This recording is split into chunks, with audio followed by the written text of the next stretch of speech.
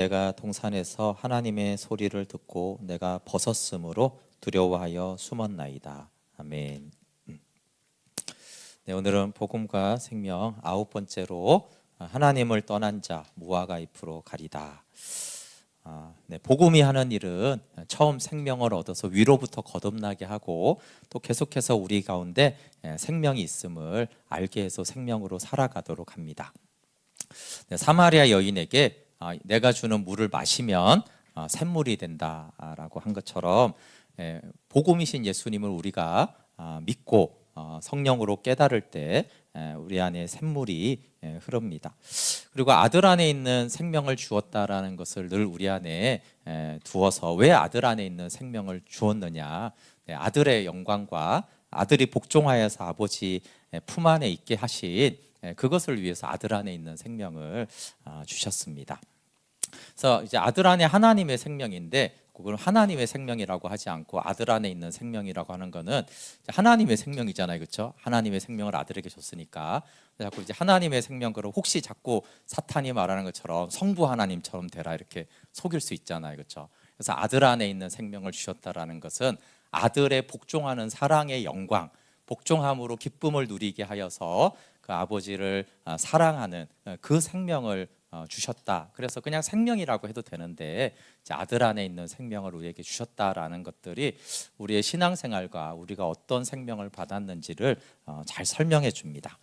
네, 그리고 몰트만이 창조는 영원한 아들에 대한 아버지의 사랑에서 나왔다, 이렇게 해서 왜 창조했는가라고 했을 때 아들의 그 복종하는 사랑에 대해서 아버지가 아들을 사랑해서 창조를 시작했고, 그럼 왜 창조를 해서 뭐가 기쁘냐라고 했을 때 계시록에 보면은 마지막에 어린 양의 혼인 잔치로 끝나거든요. 아들을 위해서 신부를 주는 것이죠. 그래서 그 창조의 마지막에 목적이 아들을 위해서 신부를 창조하셔서 연합하여 아들의 기쁨을 위해서 아버지가 창조를 했습니다.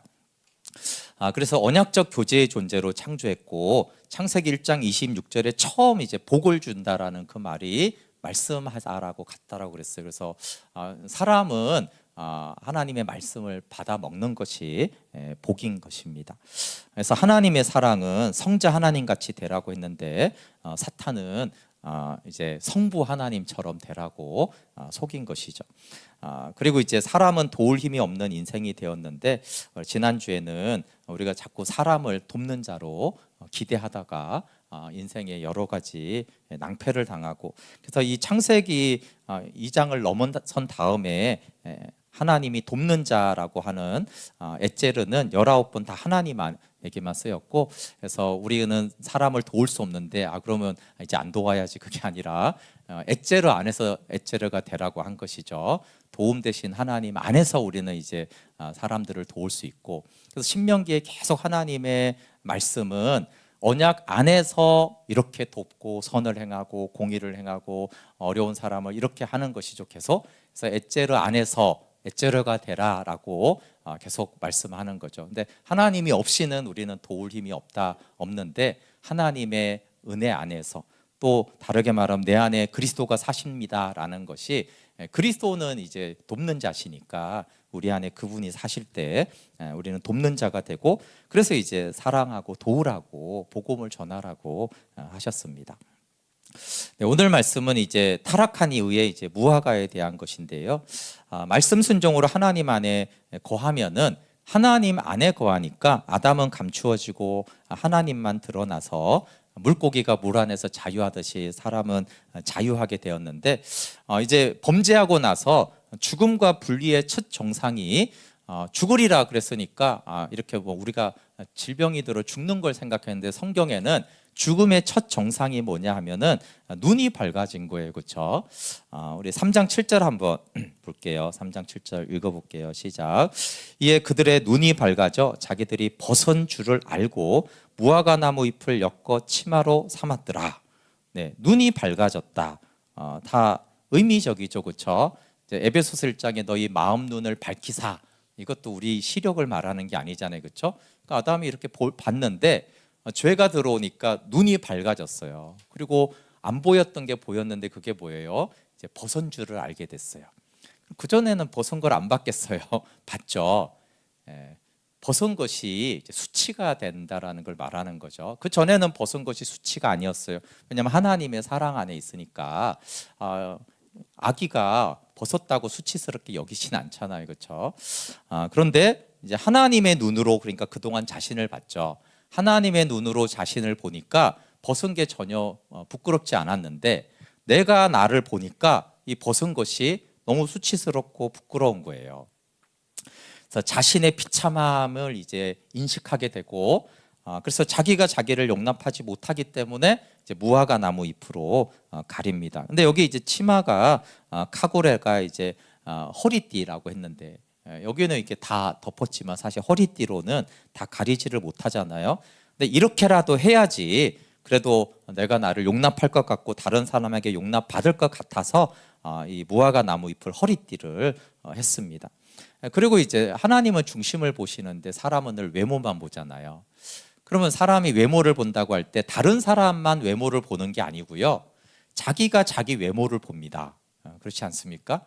그러니까 다른 사람만 저 사람 외모만 보고 중심을 못 보는 게 아니라 내가 나를 볼 때도 나의 외모를 사실은 봐요. 참 인간이 희한하죠. 내가 벗은 줄 알면서도 내가 나의 무화과 나무 잎을 보면서 내가 나를 평가하고 판단을 합니다. 그 미국의 신학자 마크스 보고가 영적으로 죽은 자가 사는 이 세 가지 삶에 대해서 외모, 성공, 풍요, 다 영어로 하면 appearance, achievement, affluence, 그래서 이제 A로 시작해서 3A라고 부르는데, 공통점은 다 보란 듯하게 보이는 거죠. 무화과 나무 잎이 보란 듯한 멋진 무화과 나무 잎을 더 가지기 위한 경쟁을 하는 삶을 살아갑니다. 근데 이제 믿는 자들에게도 이 현상이 있는 거예요. 왜냐하면 신앙이 또 하나의 무화과 나무 잎이 될 수 있기 때문에 그렇습니다.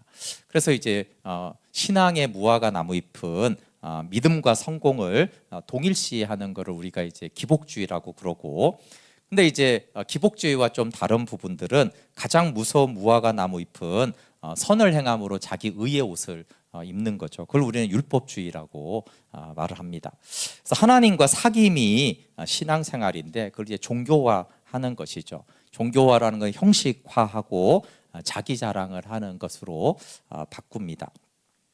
그러면 이렇게 말하면 그러면 보란 듯하지 말고 성공하지 않는 게 고행의 길이 신앙이냐? 그렇지 않죠, 그렇죠? 신명기에서 계속 반복되는 건 뭡니까? 언약의 말씀을 지켜 복을 받으라는 거예요. 언약의 말씀을 지켜서 하나님이 복을 주는데 복 주기를 기뻐하신다라고 하나님 말씀하세요. 늘 언약 안에서 돕고 언약 안에서 복을 받아야 되는 거예요, 그렇죠? 심지어는 언약 밖에서는 돕지도 말라는 거예요. 참 희한하죠? 언약 밖에서는 돕지도 말고 복도 받지 말라는 거예요. 왜냐하면 그게 결국은 자기 자랑이 되고, 너희가 하나님을 떠나서 잘 되면 어떻게 돼요? 너희가 내 힘으로 재물을 얻어서 교만해져서 우상 숭배하고 떠나 저주가 되잖아요. 결국은 저주가 되기 때문에 언약을 떠나서 선을 행하고 언약을 떠나서 복 받는 게 결국은 교만해져서 하나님 떠나 저주받게 되기 때문에 언약 안에서만 복을 받고 언약 안에서만 남을 돕고 언약 안에서만 섬기라고 한 것입니다. 신명기 29장 9절이죠. 그런즉 너희는 이 언약의 말씀을 지켜 행하라. 그리하면 너희가 하는 모든 일이 형통하리라. 언약의 말씀, 이것은 언약 안에 거하게 하는 말씀, 이런 뜻이에요. 또 생명의 말씀, 그러면 생명을 주는 말씀이에요. 굉장히 중요한데 왜 말씀이 뭔지를 정의하는 거예요. 언약이 없는 말씀은 필요 없다라는 뜻입니다. 그래서 언약의 말씀이라는 것, 언약 안에 거하게 하려고 주어진 말씀이다, 이런 말이에요. 그럼 생명의 말씀은 하나님의 생명을 주려고 주어진 말씀이라는 거예요. 근데 이 말씀이 언약과 상관없으면 이해 가시죠? 쓸데없는 거예요, 말씀이. 하나님의 말씀 이렇게 말하는 게 좀 그렇지만 생명을 안 주는 말씀은 쓸데없는 말씀인 거예요. 그래서 언약의 말씀이라는 것, 언약 안에 거하게 하지 못하는 언약과 무관한 말씀은 말씀이 준 이유 자체가 없어요. 그래서 늘 언약의 말씀이고 생명의 말씀이 되어야 합니다. 근데 예수님이 이 부자와 나사로 비유를 통해서 이제 무화과 나무잎, 특별히 이제 신앙적인 무화과 나무잎을 말씀하셨는데, 누가복음 16장 14절부터 15절 한번 같이 읽어볼게요. 시작. 바리새인들은 돈을 좋아하는 자들이라 이 모든 것을 듣고 비웃거늘 예수께서 이르시되 너희는 사람 앞에서 스스로 옳다는 자들이나 너희 마음을 하나님께서 아시나니 사람 중에 높임을 받는 그것은 하나님 앞에 미움을 받는 것이니라. 네, 이게 바리새인들의 특징이 뭐냐, 뭐 돈도 좋아하고 이런 것도 있지만 특별히 사람 앞에서 스스로 옳다 하는 자예요. 하나님이 옳다고 하는 게 아니라 스스로 옳다라고 하는 것. 왜 스스로 옳다 하냐면 사람 중에 높임을 받고 싶어서, 보란 듯 하고 싶어서 그렇게 하는 것에 대해서 하나님 눈에는 가증하다라고 말씀하시고, 그래서 로마서 10장 3절에 하나님의 의를 모르고 자기 의를 세우려고 힘써 하나님의 의에 복종하지 않았다. 이게 안 믿는 저기가 아니라 언약 백성을 말하잖아요, 그렇죠? 자기 의를 세우기 위해서. 왜 그러면 자기 의를 세우냐라고 했을 때 하나님의 의를 몰라서 그랬대요. 십자가에서 아들의 의를 모르면은 자꾸 우리의 의를 이제 드러내게 된다라고 말씀하십니다. 그러면서 이제 이 얘기를 하면서 부자와 나사로 비유를 말씀하시거든요. 사실 이게 바리새인들을 경고하기 위해서 하는 건데, 우리가 알듯이 부자는 화려한 자색 옷을 입고 날마다 이렇게 잔치하며 호화롭게 살고, 나사로는 이제 그 집 대문 앞에서 부자의 상에서 떨어지는 이제 부스러기를 먹고 살았습니다. 그럼 부자와 나사로의 차이가 뭐예요? 여기 나사로가 여러분 예수님 잘 믿었다는 얘기도 없고요, 선을 행했다는 얘기도 없고 아무 얘기가 없어요. 근데 이상하게 죽었는데 부자는 이제 지옥에 가고 나사로는 아브라함 품에 있어요, 그렇죠? 그러니까 좀 독특한 비유입니다. 왜냐하면 하나님 잘 믿고 언약 안에 거하고 이래야지 뭐 천국에 있는 거 아니겠어요? 근데 예수님이 이 비유를 하면서 나사로가 아브라함의 품 안에 있다라는 거예요. 하나님 품 안에 있어요. 그럼 여기서 예수님 말한 게 뭐냐 하면은 차이가 있어요. 부자와 거지가 아니라, 부자는 뭐예요? 비참한 존재인데 자기의 그 부와 보란 듯한 것으로 무화과 나무 잎으로 비참함을 숨기고 자기가 비참하다는 것을 망각하고 살아간 삶이라는 것이고, 근데 이 거지 나사로는 어떻게 했어요? 개들이 이렇게 와서 핥고 막 이러면서 비참한 존재인데 늘 자기가 비참하다는 걸 알았어요. 그 차이죠. 근데 이제 당연히 이스라엘 백성을 전제로 하기 때문에 하나님이 있다라는 걸 믿는 걸 전제로 하는 거예요. 하나님이 있다는 건 이제 모든 사람에게 전제인데, 한 사람은 자기가 비참한 거를 계속 가리고 망각하고 잊어먹고 살아가고 호화롭게 잔치 속에서 사는 자고, 이 거지 나사로는 하나님이 계신데 자기가 계속 비참하다는 걸 평생 인식하고 사는 거예요. 그게 이제 생명과 사망을 결정했다라는 거예요. 그래서 비참한 존재를 끊임없이 가리고자 했던 부자는 영원한 고통에 들어가고, 나는 정말 비참하고 비참한 존재이구나. 그러니까 자기가 원래 비참한데 늘 비참하다라는 걸 인식하는 그는 안식에 들어간다라고 말씀하세요. 그러니까 이제 바리새인들에게 하는 경고잖아요, 그렇죠? 내가 비참함을 자꾸 가리려고 외면하는 자들은 이 땅과 천국에서 고통이고, 보란 듯하고 존경을 받아도 거지 같은 비참한 존재임을 아는 사람은 안식과 생명을 누리잖아요. 네. 그러니까 이제 니고데모나 아리마대 요셉 같은 사람은 보란 듯한 사람들이었지만 자신의 존재의 비참함을 알았잖아요. 그래서 마음이 가난하다고 했을 때 이 가난하다가 구걸하다라는 뜻이 있다고 했잖아요, 그렇죠? 너무 가난해서 거지처럼 하나님 생명을 주십시오.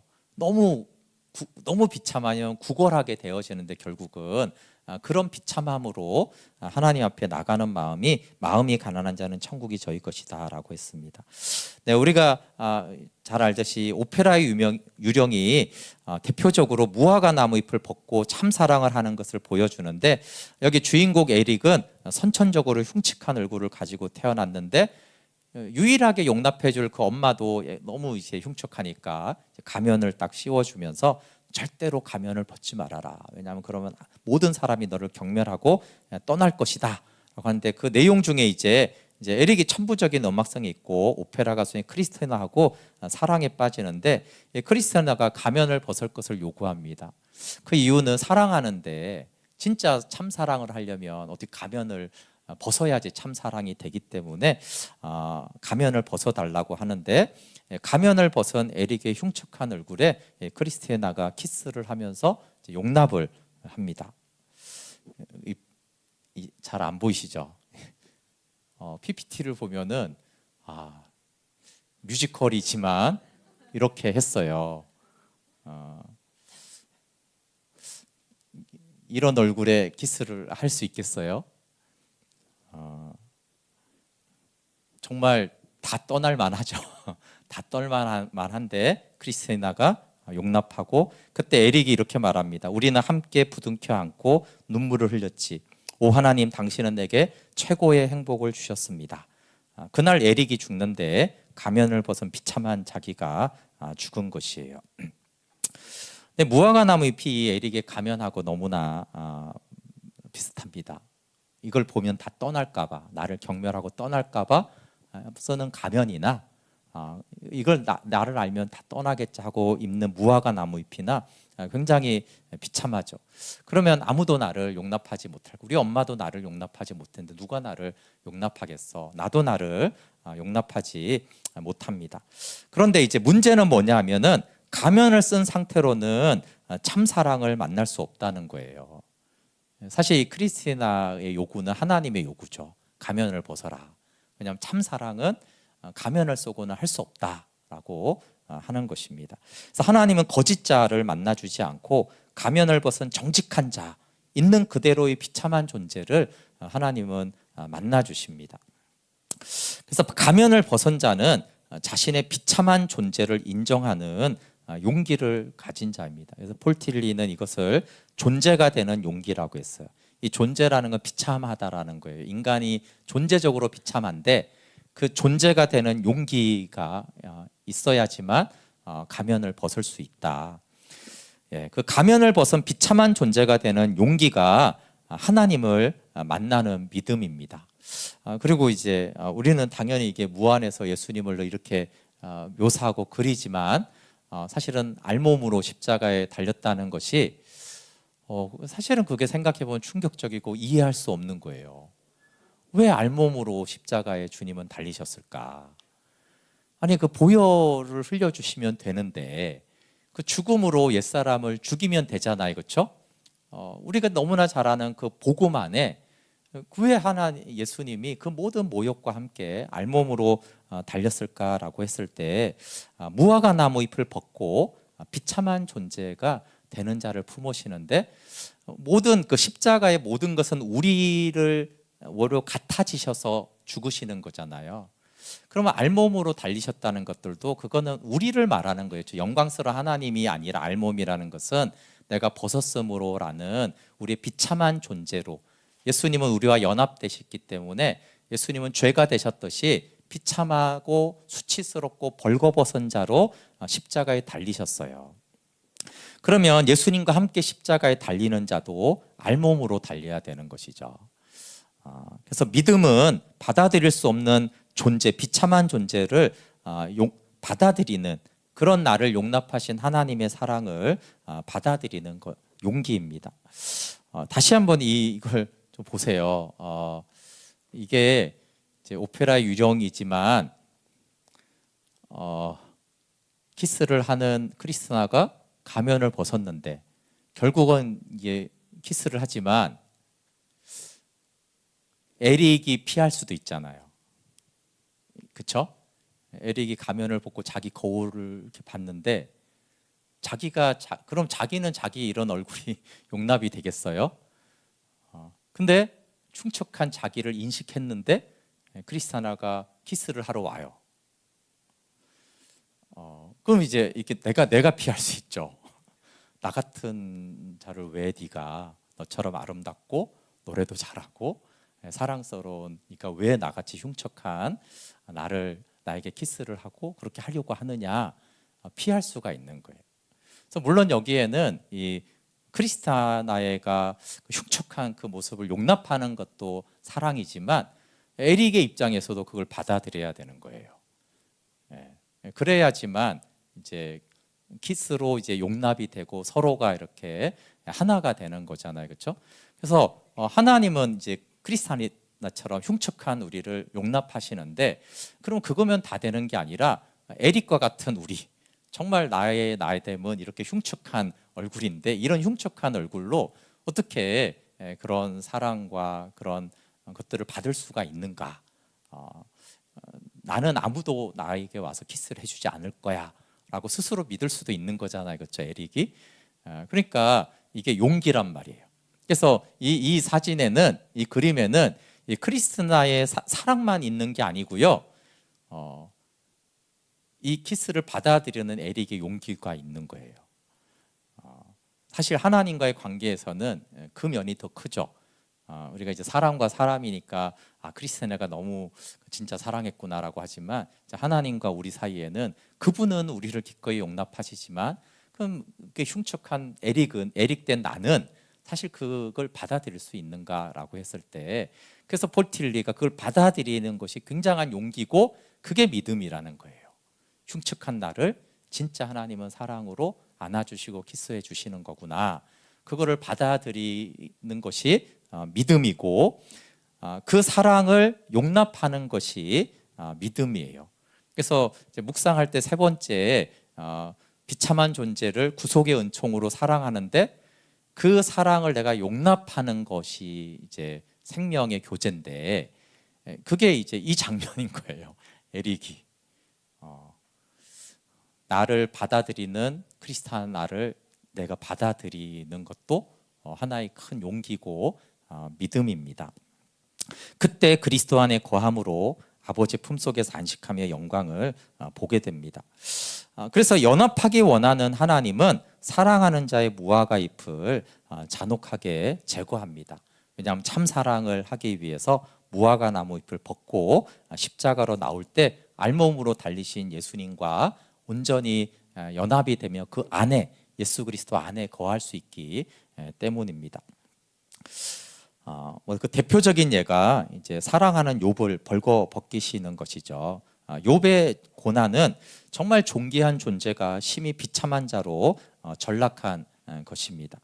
그러면서 이제 욥이 이제 정말 믿음이 좋은 사람이지만 그 안에 포기하지 않았던 것이 자기가 행한 선행, 내가 도운 거, 섬기고 헌신한 것을 포기하지 못했습니다. 우리 27장 5절 6절 같이 한번 읽어볼게요. 시작. 나는 결코 너희를 옳다 하지 아니하였고 내가 죽기 전에는 나의 온전함을 버리지 아니할 것이라. 내가 내 공의를 굳게 잡고 놓지 아니하리니 내 마음이 나의 생애를 비웃지 아니하리라. 네. 내가 죽기 전에는 내 의를 내가 놓지 않겠다는 거예요. 내가 어떻게 살았는데, 이 말이죠. 내가 어떻게 살았는데, 신앙생활을 포함해서 모든 것에서 내가 어떻게 살았는데, 근데 하나님이 욥기 40장 8절에 나타나셔서 내가 내 공의를 부인하려느냐, 너의 의를 세우려고 나를 악하다 하느냐, 이렇게 책망하셨어요. 자기 의를 세우는 욥이, 동방의 의인인 욥이 악한 게 뭐예요? 참 희한한데 욥이 악을 행해서 악한 게 아니라 너무 선행을 많이 해가지고 너무 잘 믿어가지고 그 선을 행한 자기 의에 대해서 하나님은 그걸 악하다라고 이렇게 말씀하세요. 그래서 근데 이거를 이제 욥이 알아듣습니다. 그러면서 무화과 나무 잎을 다 벗고 비참한 존재가 됩니다. 그러니까 그 전에는 막 말이 많았는데 욥이 더 이상 말하지 않습니다. 변론해봐라 하나님, 그러니까 이제 입을 거치고 입을 다물고 티끌과 재 가운데서 회개하며 하나님을 봅니다. 그 전에는 욥이 주장하는 게 뭡니까? 하나님, 내가 어떻게 살았는데 왜 이렇게 내가 비참해야 됩니까? 그런데 버림받을 것 외에는 내가 받을 것이 없구나, 내가 비참한 존재이구나, 파스칼이 그렇게 말했는데, 그것을 발견한 자리에서 비로소 귀로 듣던 하나님을 눈으로 보고 행위적인 죄가 아니라 내가 존재적으로 내가 얼마나 악한지를, 무화과 나무 잎을 벗은 존재라는 거죠. 그냥 아담과 하와가 타락하자마자는 무슨 행위적인 악이 없잖아요, 그렇죠? 그냥 벌거벗은 그 존재 자체가 비참한데, 그러니까 욥이 이제 그걸 안 거죠. 내가 선을 행하고 안 행하고 악을 행하고 그 이전에 벌거벗은 그 자체가 내가 비참한 것을 그걸 이제 존재적인 회개를 하면서 하나님 품에 고합니다. 여러분 야고보서는 이 욥이 근데 우리는 욥기를 볼 때마다 하나님 그래도 너무 심하시다 이런 생각을 지을 수가 없는데 야고보서는 이렇게 말합니다. 보라 인내하는 자를 우리가 복되다 하나니 너희가 욥의 인내를 들었고 주께서 주신 결말을 보았거니와 주는 가장 자비하시고 긍휼히 여기시는 이시다. 야고보는요 하나님이 욥에게 행한 일이 가장 자비하고 긍휼히 여기신 일이래요. 그 모든 것이 결국은 무화과 나무 잎을 벌고 결국은 내가 악하구나 하고 하나님을 눈으로 보게 된 그 모든 사건, 그 고난의 사건을 포함해서 하나님이 욥에게 얼마나 자비와 긍휼을 베푸신 일인지 모른다라고 말하고 있어요. 그래서 우리는 무화과 나무잎이 벗김을 당하고 하는 것이 너무나 고통스럽고 욥은 남인데도 그래도 이건 심하다 자꾸 이렇게 생각이 들지만 정말 그 온전한 사랑과 생명 주기 위한 하나님의 자비하신 손길이다라고 말하는 거죠. 그래서 하나님은 사랑하는 자의 무화과 나무 잎을 벗기시고 그것은 하나님의 자비입니다. 참된 회개는 무화과 나무 잎이 벗겨진 자리에서 이루어집니다. 그래야지 십자가의 못 박힘과 생명이 실제가 되기 때문에 그렇습니다.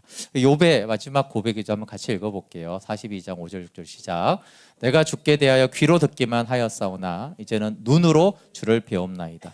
그러므로 내가 스스로 거두어 드리고 티끌과 제 가운데서 회개하나이다.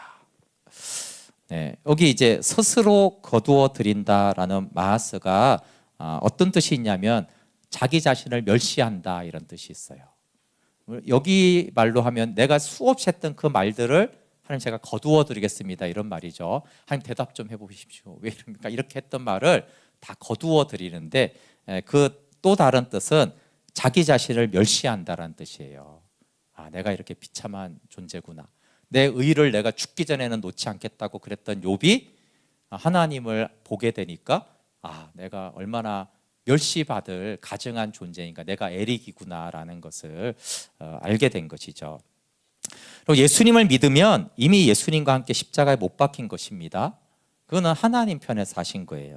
근데 비참한 존재를 보기 전에는 우리는 내 자아를 굉장히 보호하게 돼 있습니다.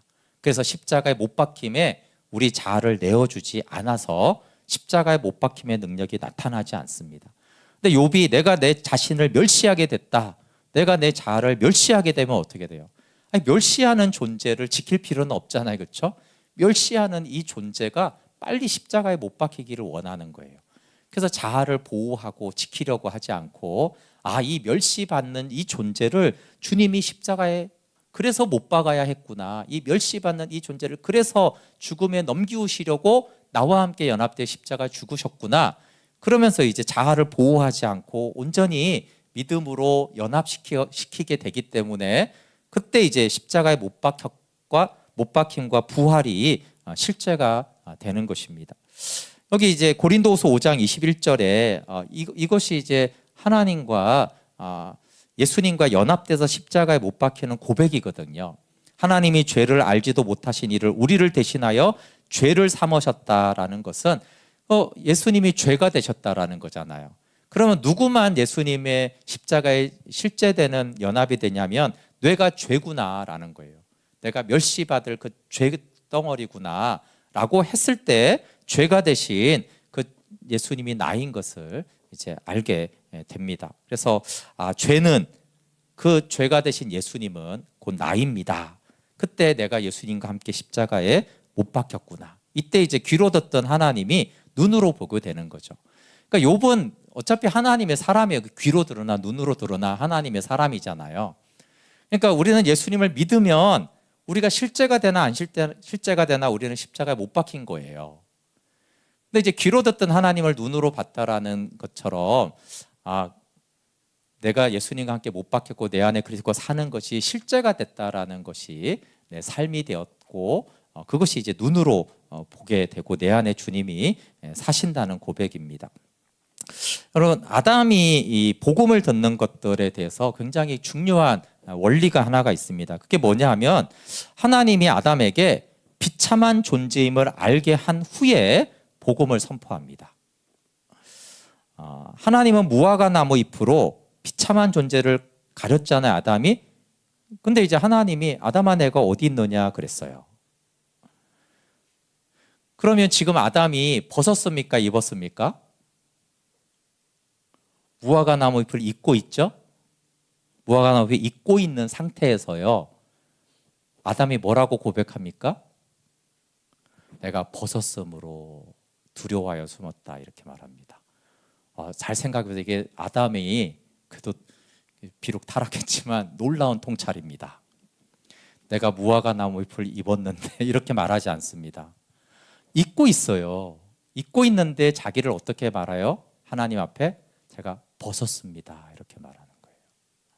그러니까 쉽게 말해서 아까 바리새인들처럼 온갖 율법을 지키고 막 다 해요. 입었잖아요, 그렇죠? 입은 자예요. 근데 하나님 앞에서 뭐라고 그래요? 저는 벗은 자입니다. 감히 하나님 앞에 설 수가 없어서 숨는 자입니다. 비참한 자입니다. 입고 있는 상태에서 그렇게 말한다는 게 굉장히 중요한 거예요. 우리는 다 무화과 나무 잎을 입고 있어요. 계속 입고 있습니다. 근데 입고 있는 그 자가 하나님, 나는 벗은 자입니다. 이 벗은 자가 어떻게 감히 하나님 앞에 내가 설 수 있겠습니까? 제가 숨을 수밖에 없습니다.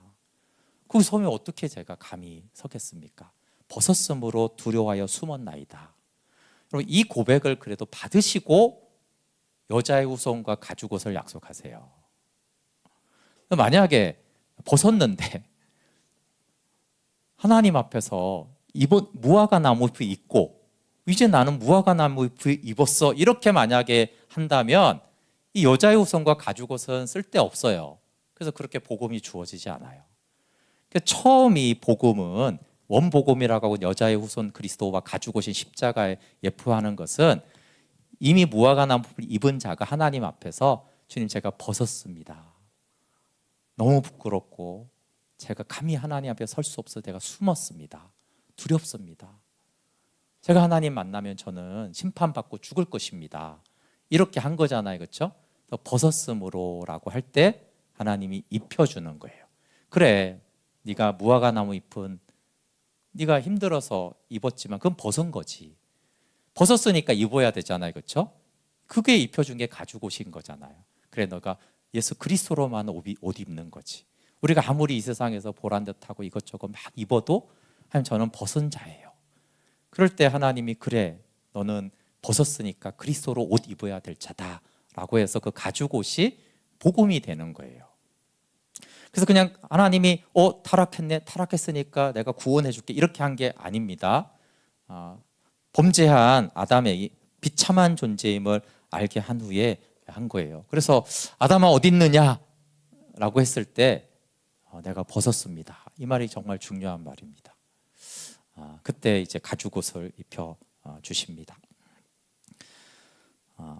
추적자 하나님, 전에 얘기했지만 영국에 계신 프랜시스 톰슨이 하늘의 사냥개라는 시를 썼어요. 자기를 추적하는 하나님의 사랑인데 실제로 그는 신학자가 되고 싶었는데 안 되고 의사가 되고 싶었는데 안 되고 인생이 다 실패를 하고 왜 이렇게 내 인생은 안 될까라고 한 후에 그가 하늘의 사냥개라는 아주 유명한 시를 지었습니다. 실패한 그 자리에서 하나님을 만난 것인데, 나는 그에게서 도망쳤습니다. 밤과 낮의 비탈길 아래로. 나는 그에게서 도망쳤습니다. 세월의 아치 저 아래로. 나는 그에게서 도망쳤습니다. 내 마음의 미로로. 그리고 눈물의 안개 속에 그를 피해 숨었습니다. 이게 이제 숨었다, 이런 표현이 아담을 생각나게 하는 거예요.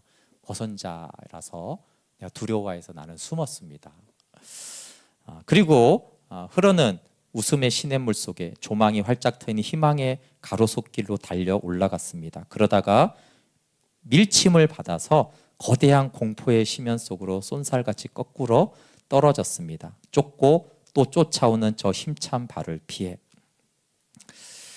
그러나 서두르지 않은 추적으로 침착한 보조로 유유한 속도로 위험 있는 긴박성으로 그 발소리 울렸습니다. 그리고 발보다 더 급한 한 목소리가 울렸습니다. 내가 나를 배반했기 때문에 만물이 너를 배반하느니라. 제 곁에 저 발자국 소리가 멎었습니다. 제 어두움이 결국 쓰다듬으려고 내민 그분의 손 그림자였단 말입니까? 어리석고 앞 못 보고 약하기 짝이 없는 자여, 내가 찾는 사람은 바로 나야. 너는 나를 쫓아버렸기 때문에 사랑을 쫓아버렸었느니라. 네, 그 고통이 하나님이 쓰다듬으려고 내민 손그림자였다라고 하면서 추적자 하나님의 사랑이 결국은 도망하는 나를 찾고 쓰다듬었다라는 자기의 고백을 이렇게 시로 표현했습니다. 믿음이라는 것은 그리스도의 사건에 참여하는 것입니다. 세상에서 쓰는 믿음을 말하는 게 아니고, 그러니까 복음을 믿는다는 것은 그 복음의 사건, 예수님의 못 박힘과 장사됨과 죽음에 내가 참여하는 것이 이제 믿음인데, 무화과 나무 잎을 벗지 않고 죽었다면 참 생명에 이르지 못합니다. 아까 말한 대로 그리스도는 알몸으로 달리셨는데, 이것은 연합에 대한 강력한 메시지입니다. 너는 무화과 나무 잎을 벗었느냐? 아니다. 너는 벗은 자다. 벗은 자만이 나와 함께 십자가에 못 박히는 것이다. 벗었습니다라고 하는 자만이 십자가에 나와 연합된다라고 하는 것이에요. 근데 우리는 자꾸만 입은 자로 그리스도와 연합되고 입은 자로 그리스도의 사랑을 얻으려고 합니다. 무화과 나무 잎을 내가 입었습니다. 하나님, 나는 이것도 입었고 내가 이것도 입었는데 이것도 입혀주십시오. 자꾸 이렇게 하는 자인 거예요. 그래서 알몸으로 달리신 그리스도와 연합하는 것은 무화과 나무 잎을 입고는 되지 않습니다. 그래서 우리는 알몸으로, 벗은 자로 알몸으로 달리신 그리스도와 연합될 때 함께 못 박히고 장사되고 부활하여 생명으로 살아갑니다. 그리스도 안에 거할 때 이제 벌거벗었으나 부끄럽지 않은 하나님의 눈으로 나를 보는 것입니다. 그래야지만 비참한 이 자의식에서 해방되고, 비참하지 않아야지만 사람의 영광을 구하지 않습니다. 비참한데 어떻게 무화과 나무 잎을 안 하고, 비참한데 사람의 영광을 어떻게 안 구하겠어요. 근데 하나님 안에 있을 때만 우리가 사람의 영광을 구하지 않습니다. 크루스비 여사의 찬송에서 세상과 나는 간 곳 없고 구속한 주만 보이도다 라고 한 것처럼, 비참한 자를 존귀하게 하시는 그 구속의 은총으로 하나님 안에 거하면 좋겠고, 아담이 비록 타락했지만 그 아담의 첫 복음이 그렇게 선포됩니다. 내가 벗었으므로 두려워해서 숨었습니다. 그 벗었다라는 고백 속에서 하나님은 복음을 선포해 주시되, 지금도 사실은 그 원복음이기 때문에 그 복음이 신약에서 굉장히 구체화돼서 나타난 것이지 똑같습니다. 네, 우리 함께 같이 찬양하고 기도할게요.